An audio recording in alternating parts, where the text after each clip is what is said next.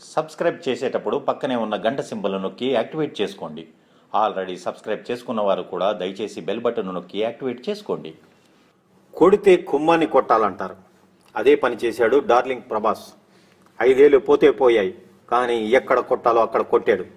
చిన్న చితక సినిమాలు చేసుకుని నలుగురిలో నారాయణ అనకుండా ఒకే దెబ్బకు 10 పిట్టల్ని పట్టేసే ప్లాన్లో పెద్ద సక్సెస్ అయ్యాడు. బాహుబలి సిరీస్తో అతడికి ప్రపంచవ్యాప్త గుర్తింపు, దాంతో పాటే ఆర్థికంగానూ ఇంకా తిరుగులేని రేంజ్కి వెళ్ళిపోయాడు. ఒక హీరో 6 డజన్ సినిమాలకు సంపాదించాల్సినంత కేవలం 2 పార్టులుగా తెరకెక్కిన బాహుబలితో సంపాదించేశాడు. అతడి అకౌంట్లో ఏకంగా 150 కోట్లు చేరుతోందని తెలుస్తోంది.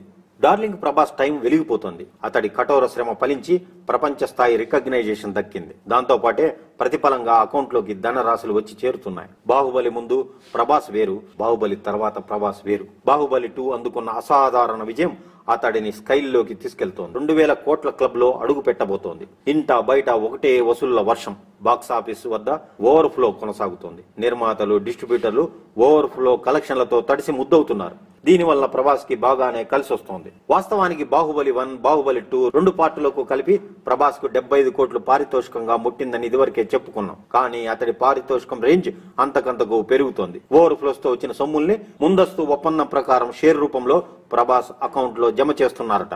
బాహుబలి 1 వరకు కేవలం పారితోషికం మాత్రమే తీసుకున్న ప్రభాస్ బాహుబలి 2 విషయంలో లాభాల్లో షేర్ అన్న కండిషన్ పెట్టాడు. ఆ మేరకు ఓవర్ ఫ్లోస్ వల్ల వచ్చే సొమ్ములోంచి అతనికి వాటా అందుతోంది. ప్రస్తుత అంచనా ప్రకారం దాదాపు 120 కోట్ల నుంచి 150 కోట్ల మేర ప్రభాస్ అకౌంట్ లో పడే ఛాన్స్ ఉందని చెబుతున్నారు. ఈ వీడియో మీకు నచ్చినట్లయితే లైక్ చేయండి.